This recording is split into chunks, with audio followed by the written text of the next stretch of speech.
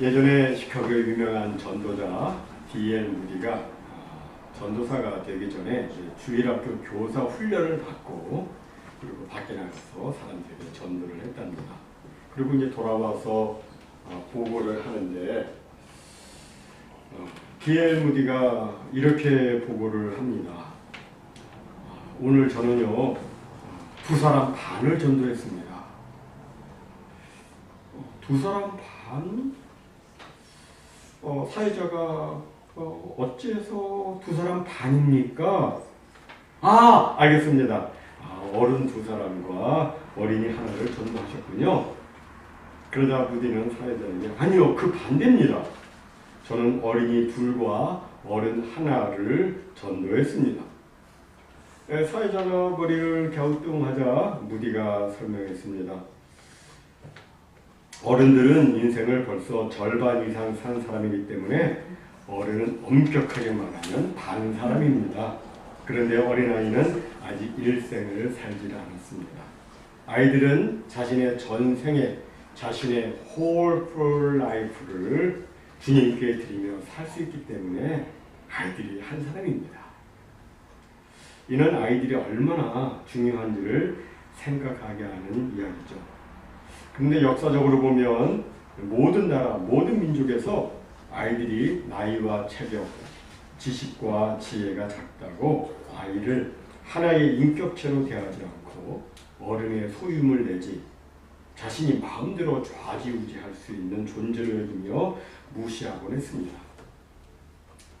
여러분도 뭐 들어보셨겠지만 저도 어렸을 때 시장이나 이 길거리 같은 데 보면 이 장사하시는 분들이 제가 이렇게 있으면 아이들은 저리 가! 애들은 가라, 애들은 가라. 그 원숭이 한 마리 갖다 놓고 막 또 이렇게 사람들 막 이제 모이면 그리고 이제 애들이 있으면 애들은 저리 가! 애들은 뭐 아무리 많아도 물고 살 돈이 없으니까 그렇게 말했겠죠. 예, 뭐 어른 중심의 사고를 했어요. 그런데 시인 그 윌리엄 워즈워드는 그의 시 레인보우 그 무지개에서 아이는 어른의 아버지다 라고 했어요. 아이가 어른의 아버지다. 모든 사람은 어른이 되기 전에 다 아이였죠. 아이가 자라서 어른이 되는 거예요. 어른이 먼저예요? 아이가 먼저예요? 아이가 먼저예요. 아이가 어른의 아버지예요. 갈대 상자에 넣어 나이가 하수에 버려야 했던 그 아이가 자라서 이스라엘 출애굽 지도자 모세가 되었습니다. 아이가 자라서 어른이 됩니다. 여러분, 아이라고 예배 못 드리는 것 아니고 아이라고 은사를 받지 못하는 것 아닙니다. 사무엘은 어린아이였지만 하나님을 그가 섬겼고 그리고 또 하나님의 말씀이 쉬게 할 때에 어른들이 듣지 못하는 하나님의 음성을 그 어린 사무엘이 들었습니다. 또 시편 8편 2절에 보면 어린아이들과 젖먹이의 입에서 나오는 찬양이 원수들과 보복자들을 잠잠하게 한다고 말씀하고 있습니다. 조그만 어린아이, 젖먹이들의 입에서 나오는 그 찬양이 그 많은 원수들과 보복자들을 다들 잠잠하게 한다. 얼마나 놀라운 말씀입니까? 여러분, 아이라고 경시해서는 안 되죠. 오늘 본문은 예수님께서 아이들을 매우 중히 여기시면서 또 아이들을 축복하신 내용이 나오고 있습니다. 예수님은 예루살렘으로 가시는 도중에 사람들을 또 가르치셨죠.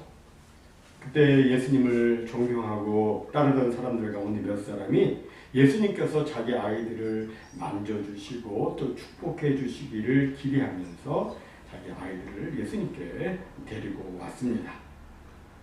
당시 유대인들에게는 회당에서 랍비에게 축복을 받는 풍속도 있었고 또 자녀들을 축복할 때 그 머리 위에 손을 얹는 풍속도 있었기에 그들은 예수님께서 그렇게 해 주시기를 기대하면서 자녀들을 예수님께 데리고 온 것입니다. 하지만 예수님의 제자들은 아이를 데려온 사람들을 꾸짖었습니다. 아이들이 울고 시끄럽게 하면 주님이 설교하시는데 방해가 된다라고 생각했기 때문이었습니다. 솔직히 아이들이 정신없이 떠들고 소리 지르고 여기저기 막 뛰어다니고 또 애들끼리 막 싸우고 울고 그러면 설교자도 그렇고 듣는 사람들도 집중이 잘 안 되죠. 그러나 아무리 그래도 이 주먹에 나오는 사람들을 꾸짖는 것은 옳지 않습니다.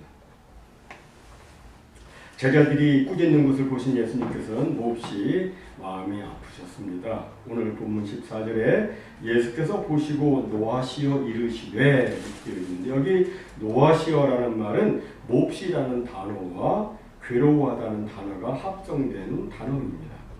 원어로 볼 때는 그렇습니다. 다시 말해서 예수님께서는 제자들이 아이들과 그 아이 부모들을 꾸짖는 그 당치 않는 모습을 보시고 몹시 괴로워하시고 마음 아파하셨던 겁니다. 그래서 예수님께서 잠시 설교를 중단하시고 제자들에게 말씀하셨습니다. 어린아이들이 내게 오는 것을 용납하고 금하지 말라. 하나님의 나라가 이런 자의 것이니라. 무슨 말씀입니까? 하나님의 나라는 어린아이 같은 사람이 들어갈 수 있다는 겁니다.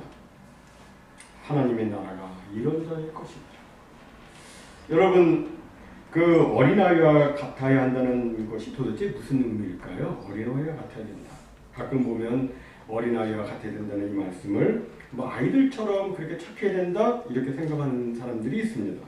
그러나 우리가 경험해 보아서 아는 것처럼 아이들도 가만 보면 착하지 않습니다. 우리 어른들과 비교해 볼 때 아이들은 그나마 많이 착하긴 하지만 그러나 100% 온전히 착하지는 않습니다. 아이들에게도요 보면은 막 시기심이 있고 질투심이 있고요, 또 미움도 있고 때로는 막 성질 부리는 애들도 있고 그래요. 따라서 이 어린아이 같아야 된다는 말씀은 아이처럼 착해야 된다 그렇게 생각할 수는 없겠습니다. 또 어떤 사람은 어린아이 같아야 된다는 이 말씀을 어린아이처럼 순진해야 된다 하는 것으로 이해를 합니다. 하지만 이것도 옳지 않습니다. 왜냐하면 순진하다는 것은 언제든지 죄로 물들 가능성이 있고 변할 가능성이 있기 때문입니다. 우리 예수님처럼 100% 순수하시다면 주위 환경 구애 없이 절대로 변하지 않겠지만 순진한 것은 변하게 되어 있습니다. 따라서 어린아이 같이 되라 이 말씀을 어린이처럼 순진해야 된다 그렇게 이해할 수는 없습니다. 그럼 어린아이가 같아야 된다는 이 말은 무슨 의미입니까? 이 말은 첫 번째로 어린아이들처럼 절대적으로 의지하는 사람이 되어야 된다 그런 뜻이에요. 아이는 부모 없이는 살 수가 없습니다. 이 세상에 그 누구도 부모님이나 혹은 후견인의 도움 없이 혼자서 산 사람은 없습니다. 다 부모님, 후견인의 도움을 받으면서 살았어요. 아이는 절대적으로 의지하면서 살 수밖에 없는 그런 존재예요. 하나님의 나라에 들어가는 것도 이와 같습니다. 하나님의 나라에 들어가려면 절대적으로 우리의 구원자이신 예수 그리스도만을 의지해야 합니다. 어린이들이 부모를 절대적으로 의지해야 살 수 있듯이 사람들도 절대적으로 우리 주 예수님을 의지해야 천국에 들어갈 수가 있는 겁니다.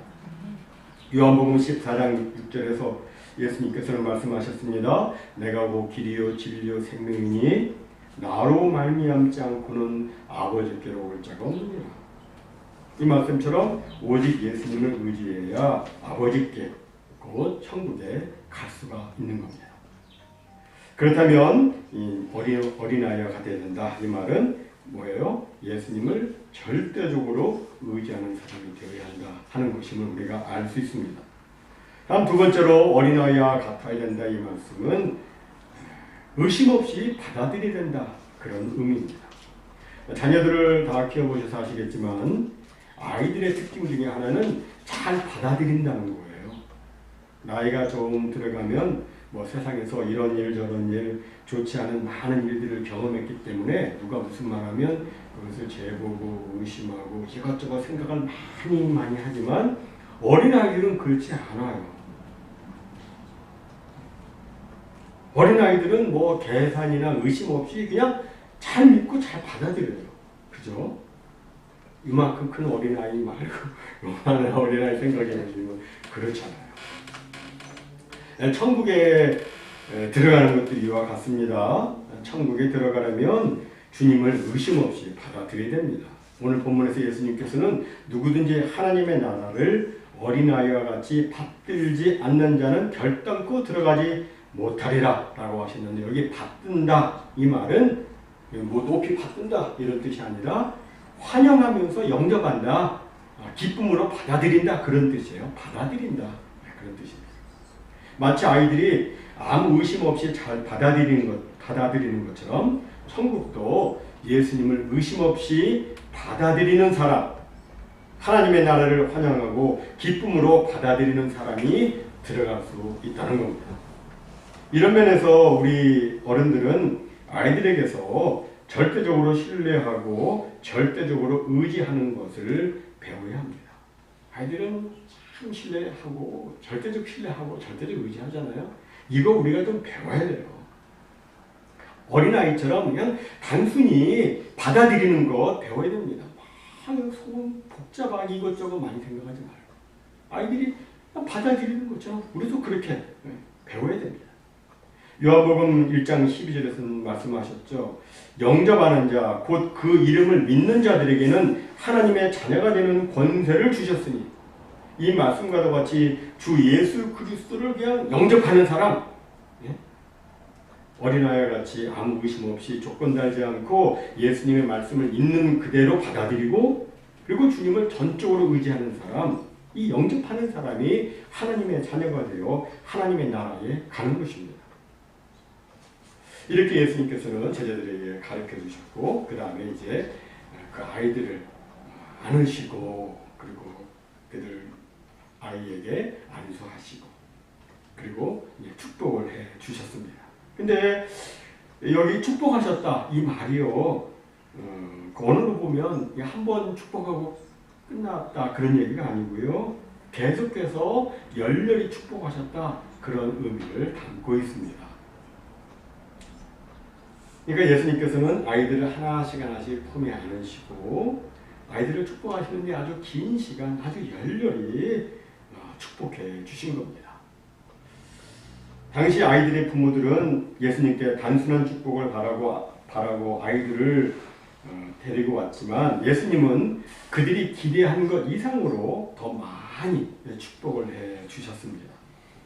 이렇듯 주님의 은혜와 축복은 항상 우리의 기대 이상입니다. 주님은 언제나 우리가 구하거나 생각하는 모든 것에 더 넘치도록 능히 채워주시는 분이십니다. 저는 우리 주님께서 우리 모두에게도 이러한 은혜를 주시기를 소원합니다. 특별히 이제 연말을 맞아서 하나씩 하나씩 또 정리하고 정산을 하는 그 동안에 주님의 기대 이상의 축복, 주님의 풍성한 축복이 어린아이와 같이 주님을 의지하고 신뢰하는 여러분 모두에게 충만 임하시기를 주님의 이름으로 축원합니다. 여러분, 오늘 설교 제목이 무엇입니까? 어린아이들을 축복해 주시는 예수님이에요. 이것을 우리가 조금 다르게 말하자면, 예수님의 축복을 받으려면 어린아이와 같아야 된다 하는 것을 알 수 있습니다. 우리 어른들은 정말 많이 따져요. 그러나 아이들은 단순하게 신뢰하고 또 의지합니다. 저는 우리가 주님의 축복을 받으려면 어린아이와 같은 마음을 가져야 한다고 믿습니다. 어린아이와 같은 마음을 가지려면 우리의 그 오랜 세월 지나면서 굳어진 우리의 마음을 깨뜨려야 합니다. 이 굳은 마음을 깨뜨린다는 것은 다른 말로 하자면 회개죠. 회개인데, 회개란 뭡니까? 주님 앞에 자신의 죄를 고백하고 용서를 구하고 이제는 새 사람으로 살겠습니다. 그렇게 결단하는 것입니다. 예수님, 제가 제 마음대로 인생을 살아보았지만 제 삶은 방황이었고 흔들림이었습니다. 제가 이렇게 된 것은 바로 저의 죄와 허물 때문인 것을 인정하고 고백합니다. 주님, 제가 잘못했습니다. 주님, 저를 용서해 주옵소서. 이제는 예수님을 저희의 주님으로 모시며 살겠사오니 주님께서 제 마음에 오셔서 저를 구원해 주시고 저를 다스려 주옵소서. 이렇게 기도하고 주님을 나의 구주와 주님으로 받아들일 때 여기 하나님의 역사가 나타나는 겁니다.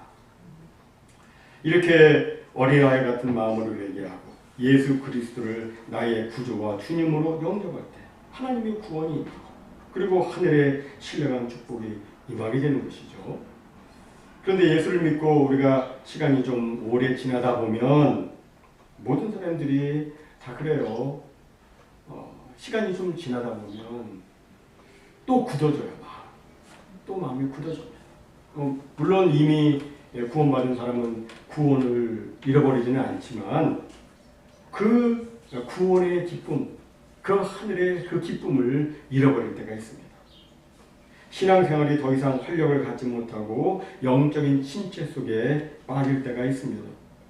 기쁨과 감사가 사라지고 찬송의 샘이 마르고 삶의 발걸음이 흔들리고 성령의 충만함 없이 그저 다람쥐 쳇바퀴 돌듯이 바쁘게 살기는 살지만 항상 제자리에서 너무나도 무료하게 하루하루를 버티며 살게 될 때가 있습니다.